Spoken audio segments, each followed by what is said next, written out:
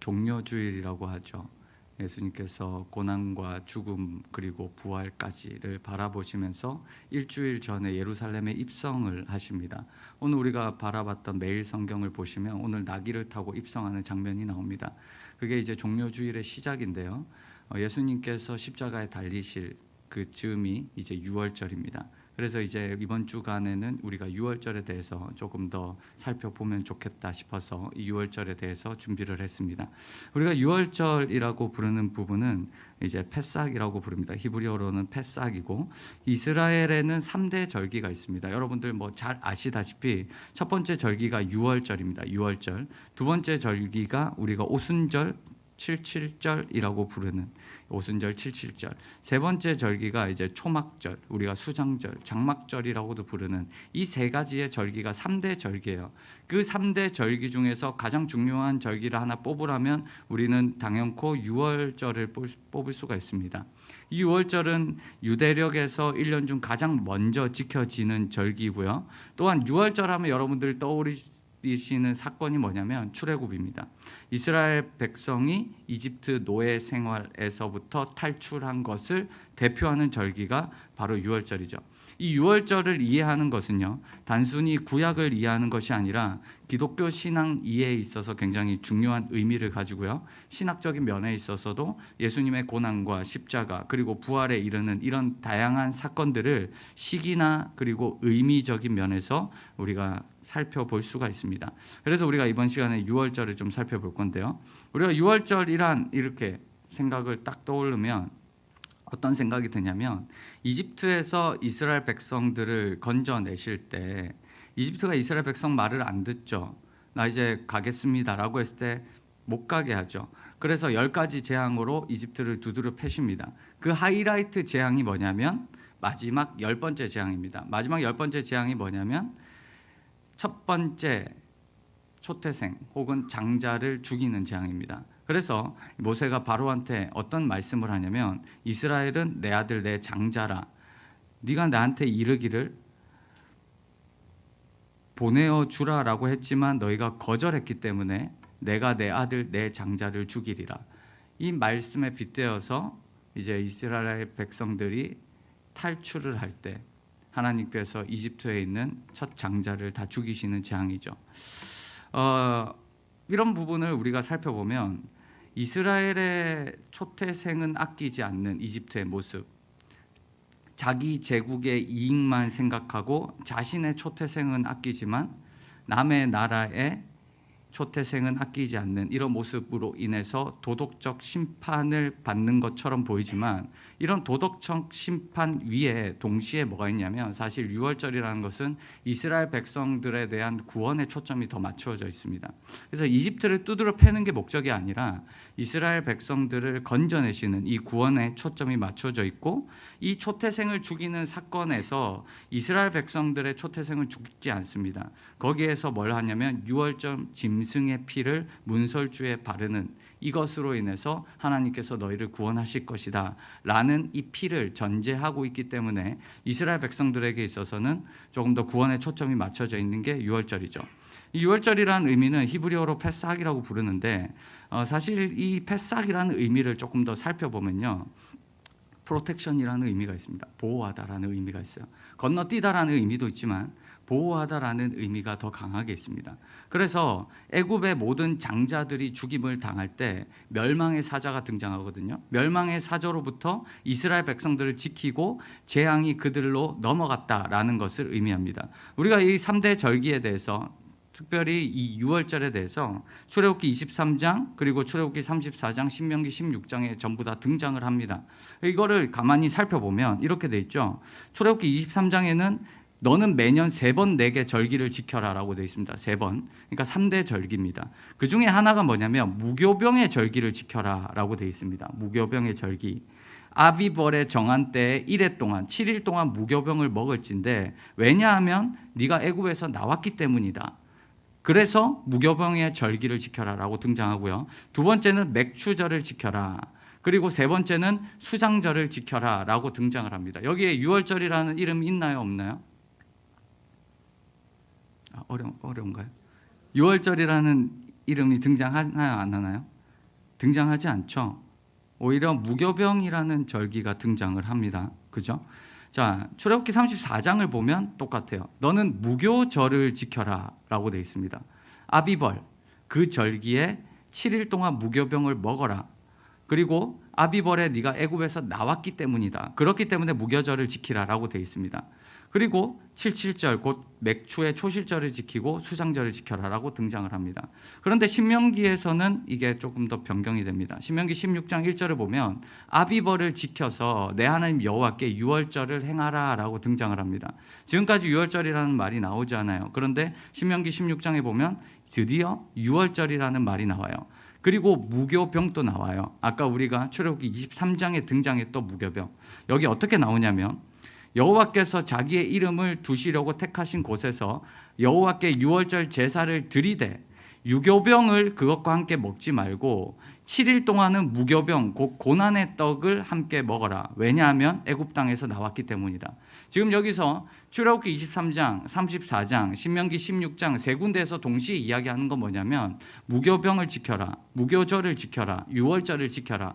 근데 그 이유가 뭐냐면 애굽에서 너희를 건졌기 때문이다로 초점이 맞춰지죠. 그렇기 때문에 너희가 유월절을 지켜야 된다라고 합니다. 그런데 우리가 헷갈리는 거는 무교절이야 유월절이야 라는 거죠. 이게 사실은 다른 절기예요. 정확하게 표현하면 무교절은 농경사회에서 유래했고요. 유월절은 유목사회에서 유래했습니다. 레위기 23장은 이 두 절기를 엄격하게 구분합니다. 여기 레위기 23장에 보시면 첫째 달 열나흘 14일 저녁에 여호와의 유월절이다. 페삭레 아도나이 여호와의 유월절이 14일 저녁입니다. 그리고 그 다음 날 되면 15일째 15날 때부터는 여호와의 무교절이다라고 나옵니다. 그러니까 구약에서는 뭘 얘기하냐면 유월절이 먼저 등장하고요. 그 다음 날에 7일 동안 무교병을 먹는 무교절이 등장을 해요. 그래서 이 두 가지 절기는 다른 절기예요. 구약에서는 이 두 가지를 구분시키고 있습니다. 아비벌을 지켜라 라는 것은 아비벌은 첫 번째 달입니다. 가나안식 달력인데요. 어쨌든 이 아비벌에 하나님께서 너를 애굽에서 인도하여 내셨기 때문에 이 유월절과 무교절을 지켜라 라고 구약 성경은 이야기하고 있습니다. 사실 유월절과 무교절은 각각 기원은 다르고 있지만 어쨌든 성경에서는 이 절기를 모두 출애굽 사건과 연결시키고 있다는 점에서 공통점을 가집니다. 유월절도 출애굽 사건과 연결시키고 있고 무교절도 출애굽 사건과 연결을 시키고 있죠. 그렇기 때문에 유월절과 무교절 하면 어떤 이미지가 성경에서는 나오냐면 전적으로 출애굽, 이집트에서 이스라엘 백성들을 건져냈던 이 기념하는 절기로 등장하게 됩니다. 그럼 구체적으로 유월절을 어떻게 지켜야 될까요? 구약 성경에 보면 첫 달 아비벌이나 니산월을 기준으로 삼습니다. 그러니까 몇 해의 첫 달에 그 절기를 지키기 위해서 가족 단위로 계산을 합니다. 한 가족당 양 한 마리를 잡아요. 그리고 새끼 염소 수컷도 괜찮아요. 어쨌든 이거를 잡아서 준비해 두었다가 해질 무렵에 14일 저녁 해질 무렵에 왜 해질 무렵이냐면 유대인들은 이 개념 자체가 저녁부터 저녁이 하루의 개념입니다. 그렇기 때문에 이 저녁이 하루의 시작이에요. 그래서 해질 무렵에 그 피를 이 어린 양의 피를 문설주와 상인방에 발라라 라고 되어 있습니다. 그거를 바를 때 어떻게 바르냐면 여기 보시면 우슬초, 힙소 있죠. 우슬초라는 이 식물을 가지고 어린 양의 피를 발라서 여기 사진에 보시면 문설주와 상인방 쪽에 이렇게 피를 바릅니다. 그리고 이 피를 바르면 그때 출애굽할 때 멸망의 이런 재앙이 넘어갔다라는 의미에서 이거를 다시 바르는 거죠. 그리고 그때 뭘 하냐면 양을 잡았기 때문에 그것을 불에 구워요. 양고기를 해 먹는 거예요. 그리고 누룩 없는 빵, 누룩이 없는 발효되지 않은 빵, 그리고 쓴 나물. 왜 쓴 나물이냐면 이스라엘이 이집트에서 고통당했을 때 쓴 인생을 살았기 때문에 그런 쓴 나물을 먹으면서 너네 고생했었지?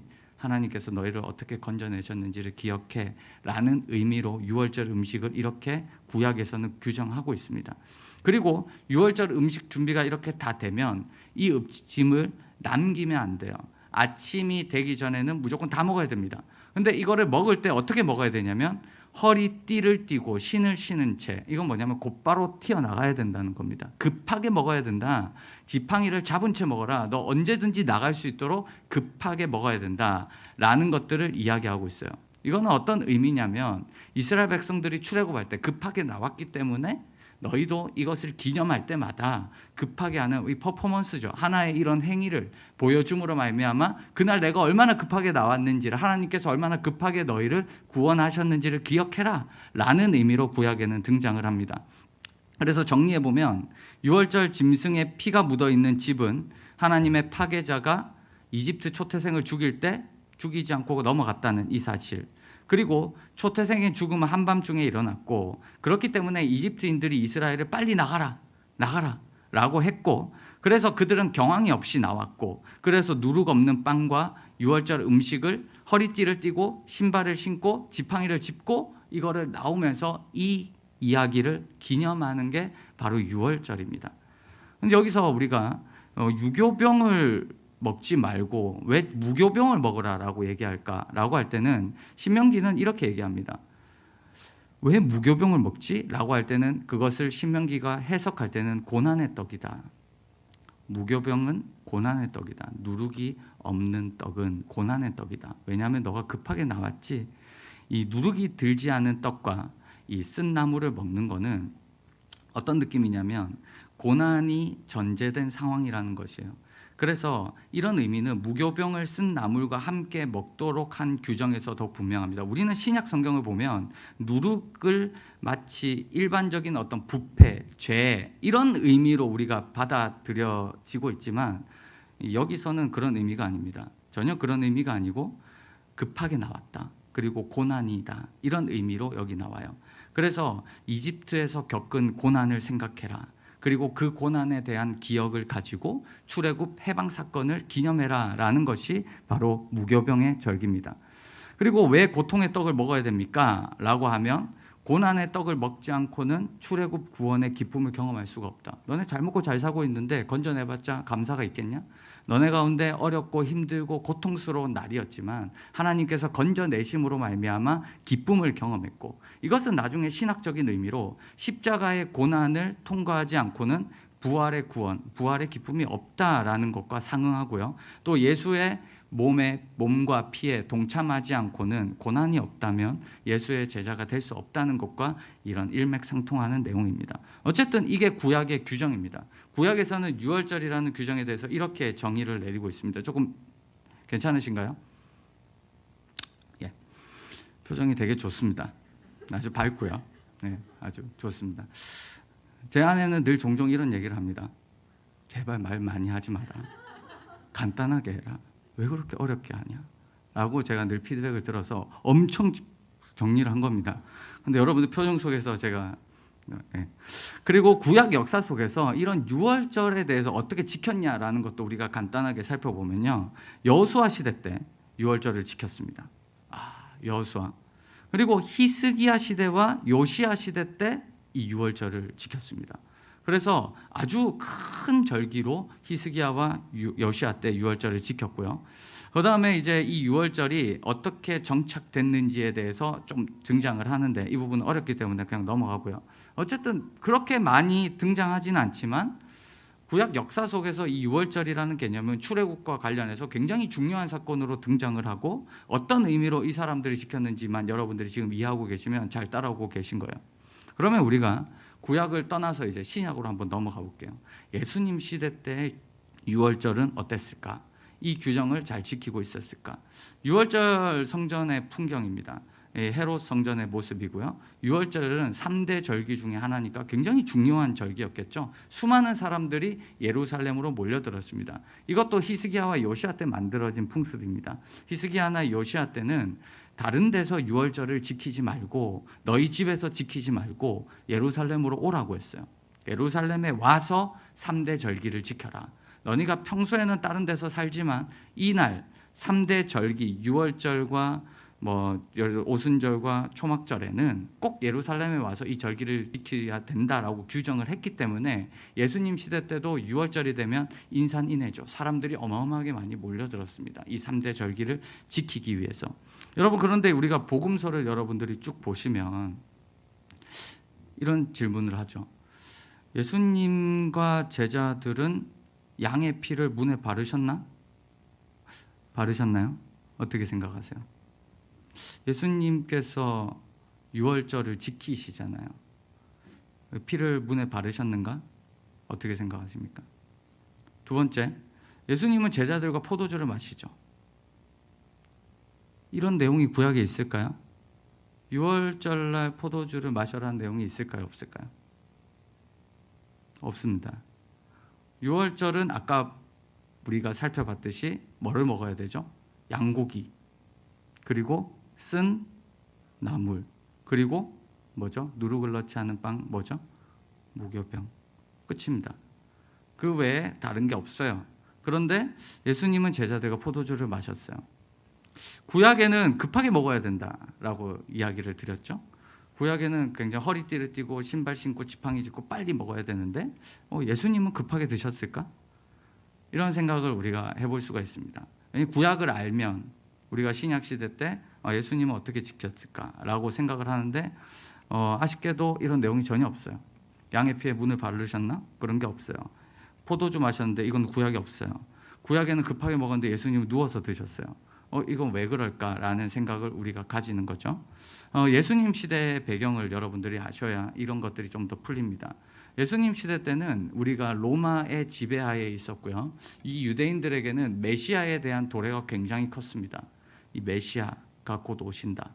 그래서 문화적인 면으로 생각해 볼 때 그리스 로마 문명 한에서 이 생활 자체가 굉장히 고급화되었어요. 생활이 바뀌는 거죠. 그리고 정치적으로 영적 분위기는 유월절이 가지고 있던 의미를 시대적 상황에 맞게 재해석하게 됩니다. 해석을 다시 하는 게 되죠. 그래서 양의 피를 문에 바르는 풍습은 없어져요. 어떻게 될까요? 포도주를 마시는 규정으로 바뀝니다. 그러니까 이거 옛날에는 우슬초 해가지고 이렇게 발랐죠? 그게 포도주를 마시는 규정으로 바뀐 거예요. 첫 번째. 두 번째는 뭐냐면 고기를 불에 구워서 급히 먹어야 되는 이 상황이 바뀌어요. 어떻게 바뀌냐면 이제 우리는 더 이상 종이 아니야. 우리는 이제 자유인이야. 메시아가 오면 우리는 자유인이기 때문에 어떻게 해야 되냐면 누워서 한가롭게 먹을 수 있다. 로마 귀족들이 먹듯이 우리도 이날은 누워서 한가롭게 자유인으로서 먹자. 우리는 더 이상 종이 아니라는 거예요. 왜? 애굽 땅에서는 우리가 종이었지만 출애굽을 했기 때문에 애굽에서 빠져나왔기 때문에 이제 더 이상 종이 아니라 자유자 신분이다 라는 것을 여기에 적용을 한 것이죠. 그래서 예수님은 제자들과 누워서 귀족들처럼 편안하게 유월절 만찬을 즐기셨습니다. 세 번째는 유월절이 시작되는 날 오후에는 이 성전의 유월절 양을 잡아요. 이게 어떤 규정으로 바꿨냐면 여러분 이 처음에 우리가 출애굽기 23장이나 34장이나 레위기를 보시면 그리고 신명기를 보시면 그런 내용이 별로 나오지 않습니다. 양을 구워서 너희가 먹는 거예요. 가족당 양을 잡아서 먹는 거예요. 근데 성전이 중심이 되면서 요시야와 히스기야 개혁 때 이게 바뀌어요. 어떻게 바뀌냐면 양을 구울 때는 어디서 구워요? 성전에서 구워야 된다라는 규정으로 바뀝니다. 집에서 못 굽는다는 거예요. 집에서 구우면 너네 마음대로 지킬 거잖아. 굽지만 갖고 와서 성전에서 양을 구워. 그리고 성전에서 다 먹을 수 없기 때문에 양을 들고 각자 집으로 가는 거예요. 그 규정으로 바뀝니다. 예수님도 그렇게 지키셨어요. 유월절 양 고기를 어디서 가져왔을까요? 성전에서 가져온 거예요. 양을 성전으로 다 올라가가지고 그 양을 잡습니다. 그리고 고기를 거기서 가져와서 가족들과 함께 지키게 되는 거죠. 그리고 가정에서는 집에 돌아와서는 예수님은 다락방이었죠. 마가의 다락방이었죠. 그 다락방에서 유월절 세데르라고 하는 순서에 따라서 유월절 순서에 따라서 유월절 식사를 하면서 절기를 지켰습니다. 그게 예수님 시대 때 유월절입니다. 여기 여러분들 근데 한 가지 특징이 뭐냐면 마태복음 26장, 마가복음 14장, 누가복음 22장 예수님께서 십자가에 달리시기 바로 직전의 상황을 이렇게 묘사합니다. 이틀이 지나면 유월절이라. 오케이. 이건 이해가 돼요. 마가복음 14장 1절. 이틀이 지나면 유월절과 무교절이라. 이것도 조금 이해가 돼요. 그죠? 유월절과 무교절은 세트니까. 유월절 다음에 무교절이니까요. 그죠? 그런데 누가복음 22장은 유월절이라 하는 무교절이라고 얘기해요. 유월절이라 하는 무교절. 이거 무슨 말이냐면 유월절과 무교절이 마치 하나인 것처럼 얘기하고 있습니다. 구약에서 레위기 23장은 명확하게 분리시키는 절기이지만요, 신약에 들어오면 이 두 절기를 분리하지 않습니다. 이 구약과 다른 점이에요. 유월절과 무교절을 하나의 절기로 묶어서 이해를 합니다. 그래서 요세푸스 같은 사람은 유월절을 8일 절기라고 불러요. 첫 번째 유월절 지키고 나머지 7일을 무교절을 지키기 때문에 이 절기가 합치면 8일이잖아요. 그래서 유월절 자체를 8일 절기로 지켰습니다. 그게 예수님 시대 때 절기의 모습입니다. 유월절이 시작되기 한 달 전, 이거는 굉장히 큰 행사이기 때문에 우리나라의 설날 같은 개념이에요. 그렇기 때문에 이 유월절이 시작되기 한 달 전부터 보수공사를 합니다. 보수공사를 하는데 이때 뭐가 나오냐면 수많은 이 순례객들이 예루살렘으로 몰려듭니다. 몰려들다가 여러분, 시체를 밟으면 어떻게 될까요? 부정의 원리예요. 부정한 것을 만지면 나는 부정해질까요? 정결해질까요? 부정해집니다. 그게 유대인들의 부정의 원리입니다. 예수님은 그거를 계속 깼죠. 부정을 만지지만 예수님은 그거를 정결로 바꿔버리셨습니다. 그런데 유대교의 율법에 의하면, 원래 율법에 의하면 부정한 것을 건드리면 본인도 부정하게 되는 거예요. 그런데 성전의 절기를 지키러 왔는데 가다가 시체를 밟으면 내가 부정해지는 거죠. 그럼 내가 부정해지면 성전에 들어갈 수 있을까요? 없을까요? 못 들어가는 거예요. 절기를 지킬 수 있을까요? 없을까요? 못 들어가는 거예요. 이때 당시에 자동차가 없어요. 비행기도 없잖아요. 쇠 빠지게 왔는데 밟았다. 어떻게 될까요? 집에 가야 돼요. 이 큰일 나거든요. 시체를 접속하면 일주일이 부정해져요. 그러니까 일주일 동안 꼼짝달싹을 못하는 거죠. 그래서 이런 일들을 방지하기 위해서 유월절이 시작되기 한 달 전에 제사장들은 이 시체가 있는 곳, 그러니까 대부분 가난한 사람들은 평토장입니다. 평토장. 그러니까 땅을 그냥 파서 시체를 그냥 묻습니다. 그런데 예루살렘이라는 지역은 이 강한 석회암이 있기 때문에 땅을 깊이 팔 수가 없어요. 우리나라는 깊이 팔 수 있죠. 그러나 이 강한 석회암이 있는 산악지대는 다 돌이에요. 깊이 못 파요. 그럼 어떻게 될까요? 조금만 파고 시체를 그냥 덮어야 됩니다. 그래서 대충 묻어놔요. 그런데 문제가 뭐냐면 이 유월절이 3월, 4월 이 어간입니다. 이때는 문제가 뭐냐면 우기예요. 비가 와요. 비가 오면 그 얇은 층이 드러나는 거죠. 그래서 그 시체를 밟을 경우가 굉장히 많이 생깁니다. 그래서 제사장들이 시체가 있는 곳에 뭘 칠했을까요? 회칠을 하는 거예요. 회칠. 너희가 회칠한 무덤이다 라고 할 때 그 회칠이 여기서 나오는 겁니다. 회칠은 그냥 우리나라 무덤처럼 이렇게 칠하는 게 아니고 바닥에 칠하는 거예요. 그 회칠을 하면 어떻게 될까요? 여기 시체가 있는 장소니까 순례를 올 때 피해서 밟지 말고 와라, 이렇게 하는 의미죠. 이런 일들을 해요. 그리고 두 번째는 뭐냐면 유월절 기간에는 청소를 합니다. 누룩이 없는 빵을 먹었죠. 집안에 누룩이 있으면 안 돼요. 집안에 누룩이 있으면 큰일 납니다. 누룩이 없는 빵. 그래서 유월절 기간에는 대청소를 하는 거예요. 부정한 것들 다 갖다 버리고 청소하고 집안 구석구석에 빵 조각 하나라도 있으면 큰일 나는 거예요. 부정해지는 거예요. 그래서 빵 조각 하나도 다 끄집어내고 이렇게 하는 거죠. 세 번째는 뭐냐면 만약에 시체를 밟았어요. 이렇게 해줘도 또 이야기하다가 또 정신 팔려가지고 또 탁 시체를 밟을 사람이 있잖아요. 그런 사람을 위해서 다 방법을 만들어놨습니다. 그 사람이 뭐냐면 그 방법이 민수기 19장에 나오는 붉은 암송아지를 태운 재를 실로함에서 또 물을 가지고 이렇게 갖고 이렇게 뿌려줍니다. 그러면 정결하게 돼요. 다 방법을 만들어놨습니다. 그리고 붉은 암송아지를 붓을초로 뿌려서 정결케 하고요. 그러면 이제 모든 사람이, 부정해진 사람이 정결해져서 성전의 예식을 지킬 수 있죠. 그리고 그릇을 정결례탕에서 씻고 정결케 하기도 하고요. 그 다음에 이 대부분 다 깨트려 버리고요. 돌그릇은 깨트리지 않습니다. 어쨌든 이렇게 깨끗하게 하고, 또 유월절 동안 수많은 사람들이 몰려왔어요. 근데 지낼 곳이 있을까요? 없을까요? 없겠죠. 그래서 이때는 예루살렘에 사는 사람들은 다른 사람들에게 방을 내줘야 하는 의무가 있습니다. 무조건 내줘야 돼요. 내줘야 됩니다. 그때 어떻게 했냐면 방이 있음을 알리는 표식으로 천을 걸어둡니다. 천을 걸어두면 빈 방이구나. 라고 하면서 그 방에 들어와서 이렇게 생활을 하는 겁니다. 성전에 올라가기 전에는 이 정결탕이라는 정결 예식을 해야 됩니다. 여러분, 정결탕이 구약에 있을까요, 없을까요?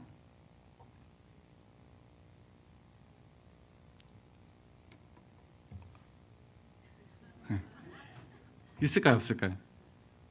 네? 없습니다. 어떻게 하셨어요? 정결탕이라는 이런 거는 구약에 없습니다. 구약에 등장하지 않지만 이 구약과 이 신약 사이에 바리새인들이 만든 어떤 전통입니다. 정결하기 위해서, 정결해지기 위해서 씻고 들어와라, 씻고 들어와라 라는 건데, 이 물이 어느 정도 있어야 이 정결한 물이냐면요, 물은 흐르는 물이어야 돼요. 그리고 40세아입니다. 40세아가 어느 정도인지 학자마다 분분한데, 이 40세아의 물만, 흐르는 물만 있으면, 빗물도 되겠죠? 그런 물만 있으면 이게 정결탕으로서의 역할을 해요. 근데 문제는 뭐냐면 거기에 40세아의 물 이후에 오줌을 싸도, 똥을 싸도 그건 정결한 물이에요. 그러니까 이거는 율법 규정에 의해서 그냥 정결한 탕입니다. 그리고 수많은 사람들이 들어갔다 나왔다 하면 이 물이 더러워질 거야, 안 더러워질까요? 더러워져도 이 물은 어떤 물이다? 정결한 물이에요. 그래서 이 정결탕이 성전 앞쪽으로 해서 수십 개가 있습니다. 그런 정결탕이 이 종교 지도자들은 집에, 우리 각자 집에 있어요. 부자들은 이런 거 다 하나 갖다 놓고 집에서 정결탕 딱 하는 거죠. 어쨌든 이렇게 정결 예식을 지내가서 성전에 들어갑니다. 성전에 들어갈 때 여러분 어떻게 됐냐면, 여기가 성전이죠. 여기가 이제 성전인데, 여기가 성전인데, 여기에 이게 미문입니다. 이쪽으로 들어가는 게, 이쪽으로 들어가요. 대부분 여문으로 들어갑니다. 이 미문으로 들어가고 여기에 소렉이라는 게 있습니다. 이방인들은 여기를 넘으면 죽습니다 라고 경고판이 하나 딱 붙어져 있고, 유대인들은 이쪽으로 들어가서 이쪽으로 딱 드리는 거죠. 여기에서 여러분들 이 성전세를 내요. 성전에 들어가려면 반드시 성전세를 내야 됩니다. 이런 성전세, 두로산 반세겔이라는 성전세를 내고, 예수님께서도 이 성전에 들어가시죠. 예수님께서 예루살렘에 입성하셔서 들어가십니다.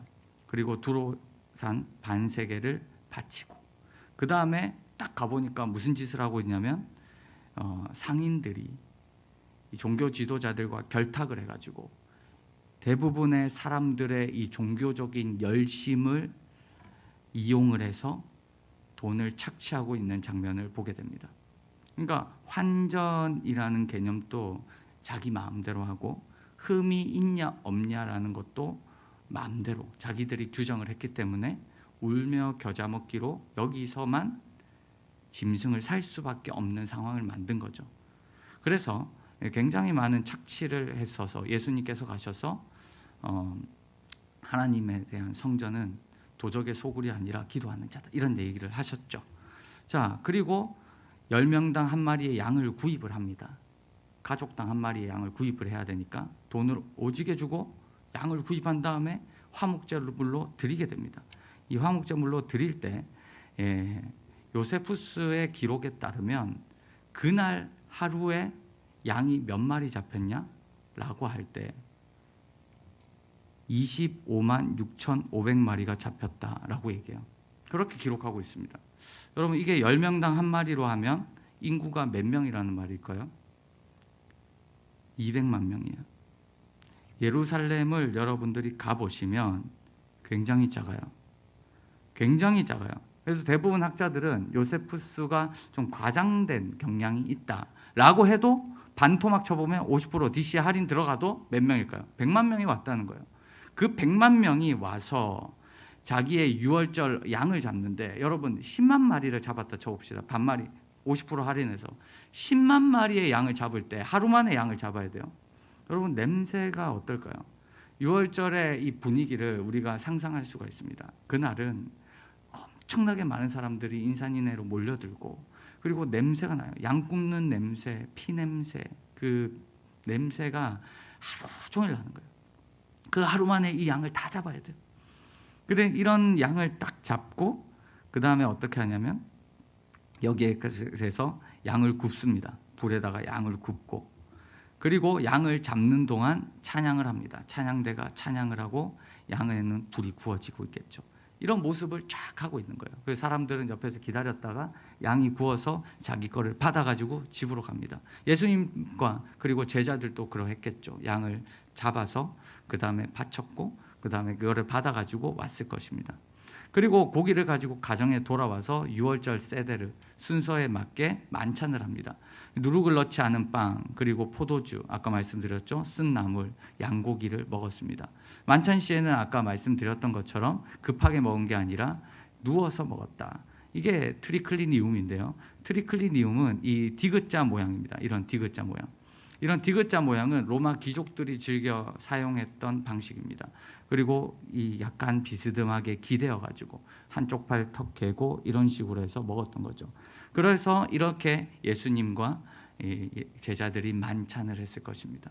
그 만찬을 할 때 베드로 얘기가 나왔고 가룟 유다 얘기가 나왔고 이때는 예수님께서 가룟 유다를 팔로 나가고 뭐 이런 장면들이 여기에서 일어난 거죠. 그리고 자정이 되면 이제 만찬이 끝나면 시편 113편부터 118편 찬양을 하면서 이제 갑니다. 마가복음 14장은 이에 저희가 찬미하며 감람산으로 가니라라고 돼 있죠. 올리브산으로 갔다. 유월절 세대르에 맞게끔 예수님께서 움직이신 모습을 볼 수가 있습니다. 자, 여러분, 우리가 이렇게 예수님께서 유월절 만찬을 이렇게 지키셨을 때 공간복음, 여러분 마태, 마가, 누가 공간복음이라고 하죠. 마태, 마가, 누가 복음과 요한복음에서 묘사하는 게 약간 달라요. 우리는 왜 다를까라고 생각할 수 있지만 많이 다릅니다. 요한복음은 예수님을 유월절 만찬의 어린 양으로 묘사합니다. 여러분, 유월절 어린 양의 피로 찬양하세요? 네, 유월절 어린 양의 피로. 예수님이 유월절 어린 양이세요? 그렇죠? 근데 예수님이 유월절 어린 양인데 아까 우리가 이야기했던 내용을 보면 예수님이 유월절 만찬을 하셨어요? 안 하셨어요? 하셨잖아요. 제자들과 함께 양고기 먹었잖아요. 유월절 어린 양이 잡혔잖아요. 근데 예수님이 어떻게 유월절 어린 양이 될 수 있을까요? 이거 공간복음과 요한복음이 달라서 그래요. 맞아요. 요한복음은 예수님을 유월절 어린 양으로 묘사합니다. 그래서 요한복음 1장은 요한복음을 서두에 딱 묘사할 때 지나가는 어린 양, 우리의 죄를 짊어가고 지나가는 어린 양이라고 묘사를 합니다. 그래서 이 예수 그리스도께서 유월절 어린 양이 되셔서 대속적 죽음으로 죽게 될 것이다라는 것을 암시하는 게 요한복음입니다. 근데 공간복음은 조금 달라요. 공간복음의 기자는 한결같이 예수님께서는 유월절 전날 유월절 식사를 위해서 이미 최후의 만찬을 하셨습니다. 그리고 언제 돌아가셨냐? 유월절날 십자가형을 당하신 걸로 돌아가시고 이야기하고 있습니다. 마태복음 16장 무교절의 첫날에 제자들이 예수께 나와서 이르되 유월절 음식 잡수실 것을 우리가 어디서 준비할까요? 라고 묻습니다. 그래서 내 제자들과 함께 유월절을 내 집에서 지키겠다 하시더라 하라. 그래서 제자들이 예수께서 시키신 대로 하여 유월절을 준비하였더라. 이 짧은 구절 안에 아까 제가 설명한 모든 것이 다 들어가 있는 거예요. 제자들이 유월절을 준비한 거예요. 이때 양고기 잡았을까요? 안 잡았을까요? 잡았죠. 양고기 갖고 와야 유월절 만찬이 돼요. 양고기 빼고 유월절 만찬이 될 수 있을까요? 없을까요? 여러분, 붕어빵에 팥이 없으면 붕어빵인가요? 아닌가요? 아니죠. 네. 제가 많이 느끼는데 우리 부산 분들은 듣는지 안 듣는지 모르겠어요. 듣는지 안 듣는지 알 수가 없어요. 그래서 제가 우리 부산 분들의 이 말투를 제가 정말 기억나는 게 뭐냐면 붕어빵을 이렇게 나눠주고 있었거든요. 보통 여러분들 붕어빵 나눠주고 있으면 위에 지방은 아마 이랬을 거예요. 붕어빵 나눠주세요. 네, 붕어빵 나눠주고 있어요. 하나 드실래요? 하나 주면 좋죠. 이렇게 되잖아요. 부산은 어떤지 아세요? 붕어빵 나눠주고 있잖아요. 뒤에서 이럽니다. 그럼 말라고 나눠주노? 그럼 말라 나눠주노? 이러. 뒤돌아보면 할머니가 서 있어요. 그게 무슨 말이냐면 달라는 말이에요. 그러니까 이게 화내는 것처럼 들리지만 달라는 거구나. 그래서 붕어빵 나눠주고 있습니다. 드리면 말라 나눠주고 이렇게 드시더라고요. 여러분들이 그렇다는 건 아니고 어쨌든 2월절을 준비했다는 거는 이 만찬을 이렇게 먹었다라는 의미죠. 여러분 여기 마가복음 14장도 이렇게 되어 있습니다. 무교절의 첫날 곧 유월절 양 잡는 날에 제자들이 예수께 여쭤옵니다. 우리가 어디로 가서 선생님께서 유월절 음식을 잡수시게 준비하기를 원합니까? 맞죠? 그리고 누가복음 22장도 그들이 나가 그 하신 말씀대로 유월절을 준비하니라. 유월절을 다 준비했어요. 그리고 사도들과 함께 앉으사 이르시되 내가 고난을 받기 전에 너희와 함께 이 유월절 먹기를 원한다. 다 차려놓은 거예요. 우리가 상상할 수 있죠? 양고기, 쓴 나물, 무교병, 포도주 다 갖다 놓고 이거를 이제 너희와 함께 먹고 싶다. 왜? 네가 유월절이 하나님 나라에서 이루기까지 다시 먹지 아니하리라. 죽는다 이 말이죠. 그리고 하나님 나라가 임할 때까지 나 포도나무에서 난 것을 다시 마시지 않는다. 포도주 안 마신다는 거예요. 나 죽는다 이 말이에요. 그 얘기를 지금 하고 있는 게 마태, 마가, 누가입니다. 유월절 만찬을 제자들과 함께 했습니다. 반면에 요한복음은 어떨까요? 요한복음은 예수님의 죽음을 어떻게 얘기할까요? 예수님의 순환과 죽음이 유월절 전날 일어난 걸로 얘기하고 있어요. 유월절 양을 잡는 날 이루어졌어요. 요한복음 19장 이 날은 유월절의 준비일이에요. 유월절이 시작되기 전날입니다. 이 예수님께서 유월절이 시작되기 전날 지금 재판에 끌려갔어요. 빌라도 앞에 재판을 받고 있습니다. 그리고 제6시라라는 말도 아주 독특한 말이에요. 이 제6시라는 말은 뭐냐면 유대인들이 유월절 양을 잡는 시간입니다. 유대인들이 유월절 양을 잡는 시간을 나타내서 해가 중천에 떠 있는 유월절 양을 잡는 시간에 예수께서 지금 잡히셨다는 거예요. 그 얘기를 지금 요한복음은 얘기하고 있습니다. 요한복음은 여러분 만찬이 나오지 않습니다. 여러분 만찬했다는 얘기가 나오지 않아요. 유월절 만찬이 나오지 않고 세족식이 등장하죠. 제자들의 발을 씻겼던 그 장면이 등장을 합니다. 그리고 두 번째는 예수님이 양고기와 쓴 나물을 드신다는 얘기가 없어요. 유월절 전날 식사입니다. 그냥 일반적인 식사예요. 세 번째, 요한복음 19장에 의하면 제사장들은 이방 요새로 들어가지 않습니다. 왜 그러니까요? 들어가면 자신이 부정해져서 유월절 만찬을 못해요. 유월절 만찬은 굉장히 중요한 날이기 때문에 정결해야 됩니다. 근데 자기가 빌라도 법정에 들어가게 되면 이방 법정이기 때문에 그 이방 법정에 들어가면 자신이 부정해지는 거예요. 그래서 들어가지 않습니다. 그래서 요한복음에 보면 굉장히 재밌어요. 빌라도가 왔다 갔다 그래요. 어떻게 할까? 이렇게 이야기하고 들어와서 또 얘기하고 또 나가서 얘기하고 제사장들, 종교 지도자들은 절대 이 안으로 들어가지 않습니다. 이 얘기가 있어요. 우리가 성경을 사실은 꼼꼼하게 보면 이런 내용을 전부 다 캐치할 수가 있습니다. 그러니까 공간복음과 요한복음에서 말하는 그림이 약간 달라요. 왜 다르지? 라고 생각을 하실 수 있죠. 그래서 어떻게 얘기하냐면 공간복음은 예수님의 만찬을 통해서 유월절 희생양, 그래서 이거를 뭘로 완성시켜버리냐면 성만찬으로 만들어요. 너가 나의 피 그리고 나의 몸에 동참하지 않으면, 이 떡과 이 잔을 마시지 않으면 나와 함께 할 수 없다는 것을 얘기합니다. 예수님은 공간복음에서 유월절을 완성시키시기 위해서 오신 분으로 등장을 합니다. 예수님은 유월절 만찬을 통해서 이제 더 이상 유월절을 의미하지 않고 유월절을 지킬 필요가 없다는 거예요. 왜? 내가 이룰 거니까. 너희는 뭘 지켜라? 만찬을 해라. 그래서 너희가 떡과 잔을 나눌 때마다 내가 너희를 위해서 죽었다는 것을 기억해라 라는 예수님의 대속의 피, 최후의 만찬을 통해서 예수님의 대속의 피를 상징하고요, 미래에 다시 오심을 기억하기 위함으로 해석합니다. 반면에 요한복음은 뭘 얘기하냐면 진짜 유월절 어린 양의 피예요. 예수님의 십자가 처형을 통해서 예수께서 우리를 위해서 유월절 희생양이 되셨다. 그 얘기를 요한복음은 얘기합니다. 그래서 요한복음 1장은 서론부터 얘기하는 거예요. 보라, 우리 죄를 짊어지고 가는 어린 양이로다 라고 얘기하고 그 양에 대해서 점점 더 어린 양으로 예수님을 그리고 있습니다. 그리고 요한복음 2장에 가보면 성전에서 쫓김당하는 모습을 보여주면서 유월절 짐승과 대조적인 모습을 그리고 있어요. 어찌됐든 이런 모습은 공간복음의 기자들과 요한복음의 기자가 우리에게 똑같은 내용을 전달하지만 자신만의 관점으로 우리에게 전달하는 목적입니다. 이거를 여러분들이 이상하게 생각하면 안 돼요. 여러분 이상하게 생각하신다면 왜 구태여, 마태, 마가, 누가, 요한복음 4개나 있겠어요? 똑같은 내용이. 4개마다 관점이 달라요. 마태의 관점이 있고요, 마가의 관점이 있어요. 누가의 관점이 있고 요한의 관점이 있습니다. 이 네 사람 모두 예수님이 우리의 그리스도다, 예수께서 우리를 위해 죽으셨다 라는 것을 그리고 있어요. 다만 약간 다른 관점으로 그리고 있습니다. 그래서 이런 차이들이 여러분 이것뿐만이 아니라 엄청 많아요. 엄청 많아요. 우리가 인지 안 할 뿐이지 여러분들 조금만 공부해 보면 엄청 많은 걸 발견합니다. 그러나 이제 여러분들 이런 부분을 우리가 성경을 가까이 하면 할수록 조금 더 깊이 우리가 구분해서 세세하게 볼 수가 있는 거죠. 어찌됐든 이렇게 예수님 시대 때는 유월절을 지켰습니다. 현대 이스라엘에서는 유월절을 어떻게 지킬까요? 기독교인과 현대 이스라엘은 조금 다릅니다. 현대 이스라엘에서는 아까 신약 시대 때 지켰던 거의 그대로의 모습을 가져옵니다. 지금은 성전이 없어요. 그래서 이 사람들이 약간 다른 문으로 진행합니다. 자, 어떻게 지키냐면 유대인들은 AD 70년 이후에 예루살렘 성전이 로마에 의해서 파괴된 이후에 양을 잡을 수 있는 장소가 없습니다.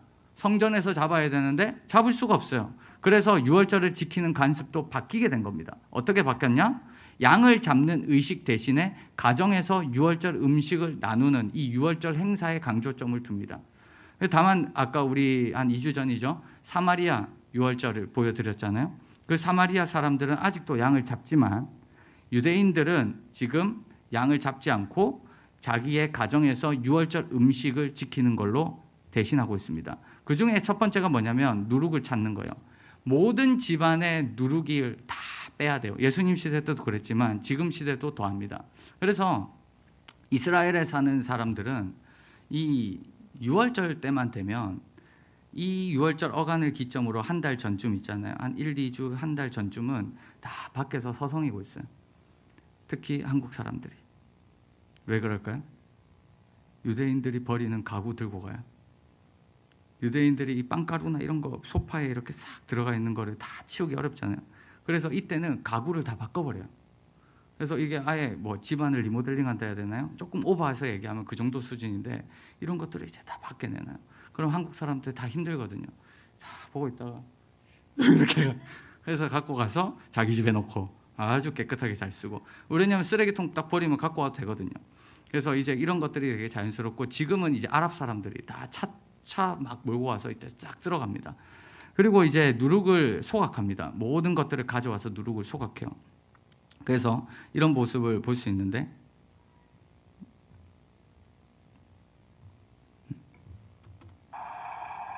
이게 제가 그때 이스라엘에 있을 때 누룩 소각하는 장면을 제가 찍은 겁니다. 사실 더 많은 영상을 찍었는데 제가 매장아들을 날려버려가지고, 이 옆에 있는 친구가 지금 소각하면서 기도문을 읽고 있는 거예요. 유대인들이 지금 여기 다 소각을 시켰고요. 이때는 소방차가 옵니다. 너무 많이 불태우기 때문에 소방차가 옆으로 와서 이 소각하는 장면들 딱 지정을 해두고 여기에 유대인들이 와서 자기 물건을 다 갖다 버리고 얘기를 하는 거죠. 네. 하그사메하는 즐거운 명절 되세요, 이 말입니다. 그래서 이렇게 이제 이 사람들이 소각을 합니다. 그리고 6월달에는 슈퍼에 가면 이렇게 이 누룩이 들어간 음식들은 다 막아버립니다. 팔지 않아요, 이날은. 빵도 흰 빵은 먹을 수가 없습니다. 그래서 이거 천막으로 다 이렇게 써서 누룩이 절대 들어간 음식을 팔지도 못하고요, 사 먹지도 못해요. 이때는 이런 걸 먹으려면 아랍 동네 가서 먹으면 되지만 어쨌든 유대인들은 그렇습니다. 그리고 6월절 식탁, 이 사람들은 이제 누룩을 소각하고 이제 음식을 구분을 하는데 이렇게 음식을 이렇게 구분합니다. 뭐 다양한 의미가 있습니다. 뭐 여러분들이 우리가 다 알 필요는 없지만 어쨌든 핵심은 뭐냐면 이 사람들이 애굽에서, 이집트에서 고난받았다. 그러나 우리가 여기서 보면 구운 달걀, 이거 원래 없었던 거잖아요. 예를 들어서 쓴 나물, 이거는 쓴 나물은 있었으니까. 근데 여기에다가 예를 들어서 구운 달걀이라든가 뭐 카르파스라든가 뭐 이런 내용들은 등장하지 않아요. 구약에도 없고 신약에도 없습니다. 뭐 이거 어디냐? 탈무드에 있어요. 그러니까 유대인들이 더 붙여진 거예요. 그런 사람들이 점점 더 붙여서 이런 달걀이나 뭐 마루스나 이런 하로셋이나 이런 소금물들을 더 첨가시켜서 이렇게 먹습니다. 그래서 이상에서 이런 것도 굉장히 복잡합니다. 순서도 있어요. 어떻게 먹어야 되고 뭘 먼저 먹어야 되고 이렇게 쫙 합니다. 제가 예전에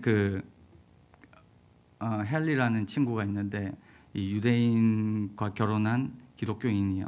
그래서 이 여자도 기독교인이 됐고 유대인이었는데, 그래서 그 집안에 저희 가정이 초대를 받아가지고 6월절에 이런 세데르라고 하죠. 6월절 만찬에 저희를 초대한 거예요. 그 사람들은 메시아닉 주라고 부르는데 유대인이지만 이런 6월절을 지키지만 의미를 다르게 해서 지킵니다. 예를 들어가지고 무교병 3개를 놔두는데 유대인들은 예를 들어서 이런 율법이나 이런 모세 이렇게 다른 의미를 부여하지만 메시아닉 주들은 성부, 성자, 성령 이렇게 똑같이 절기를 지키지만 의미를 다르게 부여해서 이 절기를 지켜요. 왜냐하면 이런 거예요. 우리가 한국 사람이잖아요. 한국 사람이 설날을 지킬까요? 안 지킬까요?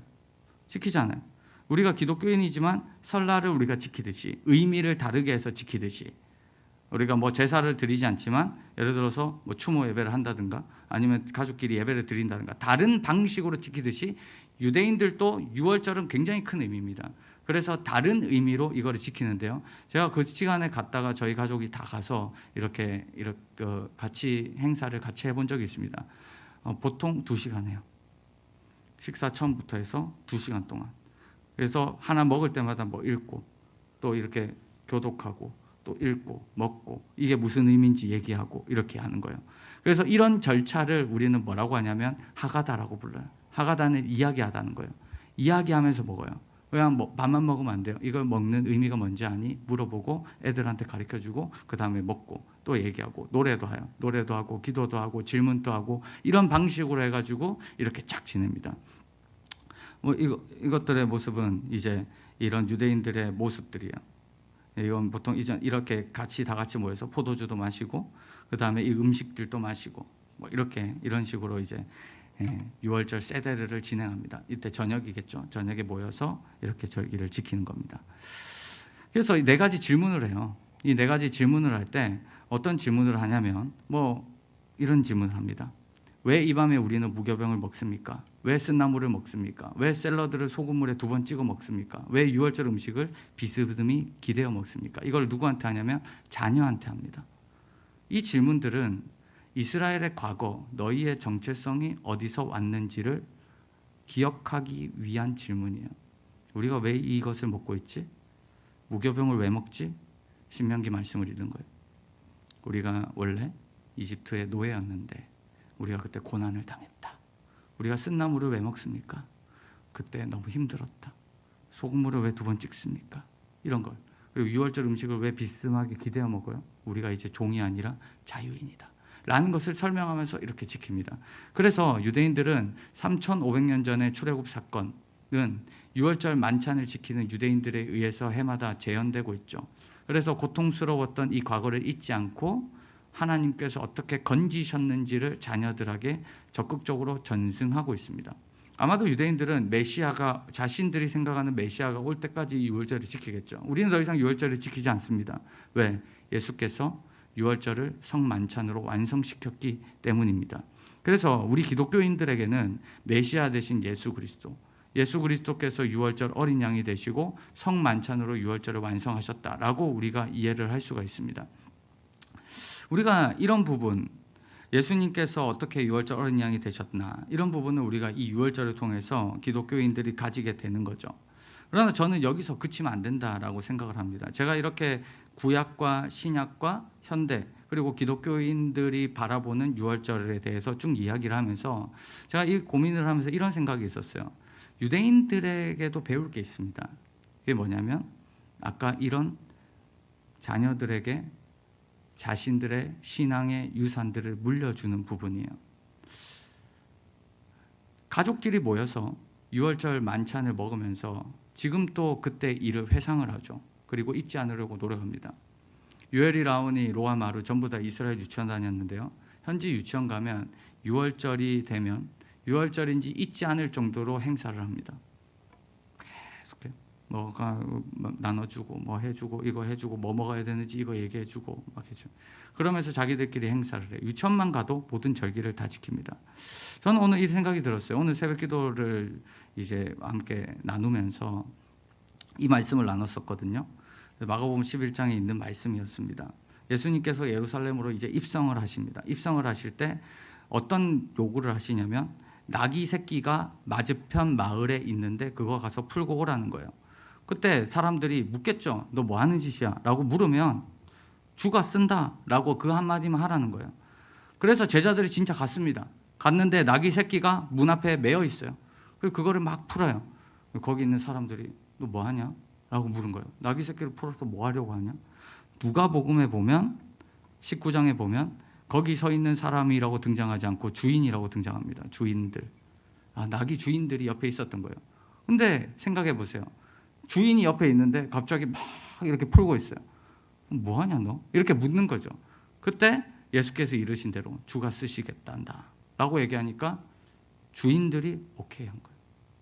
저는 여기서 어떤 얘기를 했었냐면, 여기 보시면 어떤 이들이라고 돼 있잖아요. 복수로 나와 있습니다. 복수. 그러니까 나귀 새끼의 주인이 한 명이 아니라는 거예요. 나귀 새끼의 주인이 여러 명이었다는 거예요. 근데 그 사람들이 같은 마음으로 이야기를 했다는 겁니다. 저는 이 부분이 굉장히 재밌었어요.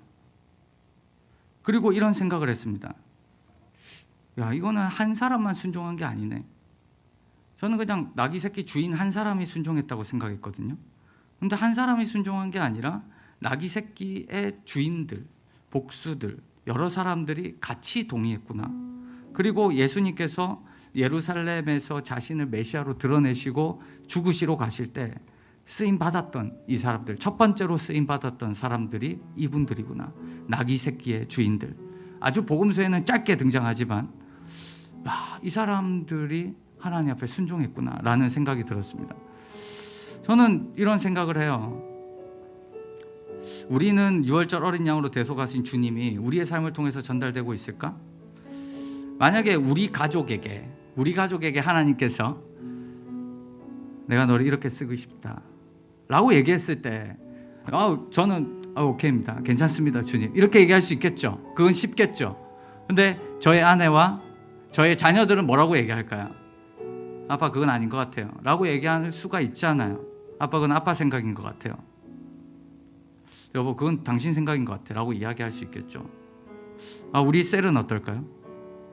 우리 교회는 어떨까? 이게 쉽지 않습니다. 혼자 순종하는 거는 괜찮아요. 나만 희생하면 되니까. 그러나 가족이 걸려 있다는 거는, 그리고 공동체가 걸려 있다는 거는 내 뜻대로 하는 게 아니거든요. 함께 하나님의 뜻을 이루어가는 거거든요. 저는 한국에 있는 수많은 교회들을 보면서 어떤 부분을 많이 보냐면, 어떤 교회는 목사님이 너무 앞서가세요. 목사님이 저 앞에 있습니다. 교인들은 다 뒤에 있어요. 목사님 무슨 생각하는지도 모르겠고, 목사님은 뛰어난 건 알겠는데, 똑똑한 건 알겠는데 교인들과 공감이 안 돼요. 교인들은 그냥 뒤에 있어요.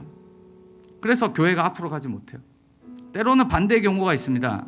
교인들은 다 앞에 있습니다. 교인이 우리 교회가 이렇게 돼야 됩니다. 적극적으로 막 이런 개혁을 외치고 이렇게 갔으면 좋겠습니다. 근데 목사님은 뒤에 있어요. 굳이 힘들게 피곤하고 그냥 그대로 합시다. 그냥 똑같이 합시다. 우리 편한 대로 합시다. 그렇게 할 수도 있겠죠. 여러분, 이런 간극의 문제가 교회만의 문제가 아닙니다. 가족 간의 갈등이 있고요, 세대 간의 갈등이 있습니다. 다음 세대도 마찬가지죠. 뭐가 옳고 네가 옳다 내가 옳다라는 부분을 얘기하고 싶은 게 아니라 그런 간극의 차이가 있다라는 거예요. 이것을 줄이는 게 굉장히 어렵다라는 부분이죠. 저는 사실 이 제자들 교회에 와서 제가 온 지 얼마 되지 않았지만 이 간극을 우리 담임 목사님이 굉장히 잘 줄이고 있다라는 생각을 많이 해요. 옆에서 보면 사역을 공유하고 그리고 기다릴 수 있고, 그럼에도 불구하고 뒤처져 있는 게 아니라 하나님의 뜻을 물으면서 계속 전진하는 것. 우리가 함께 가는 건 뭘까? 공유하면서 가는 것, 하나님의 뜻을 같이 이야기하는 것, 그리고 함께 깨어 있는 것. 한 사람만 깨어 있다고 되는 게 아니라 함께 깨어 있는 것. 그래서 하나님의 뜻을 함께 이루어 가는 것이 우리가 궁극적으로 우리가 가야 될 방향이 아닐까. 유대인들이 지혜가 있는 것 같아요. 자신들이 만난 하나님을 그런 방식으로 전수하고 있다면 우리도 우리가 만나고 경험한 하나님을 우리 자녀들에게 그리고 다음 세대들에게 그들의 하나님으로 소개하고 공유하고 우리의 삶으로 보여주고 교회 공동체가 그것들을 보여주는 것이 필요하지 않는가라는 생각을 가집니다. 그래서 우리가 이 시간 가운데 유월절 어린 양으로 돌아가신 그 예수 그리스도의 그 깊은 은혜와 그 감격과 그 은혜를 우리는 다 알잖아요. 그런 것들이 우리를 통해서 흘러가서 함께 하나님의 뜻을 이루어가는 공동체가 되기를 소망하는 마음이 우리 가운데 있기를 주님의 이름으로 축복합니다.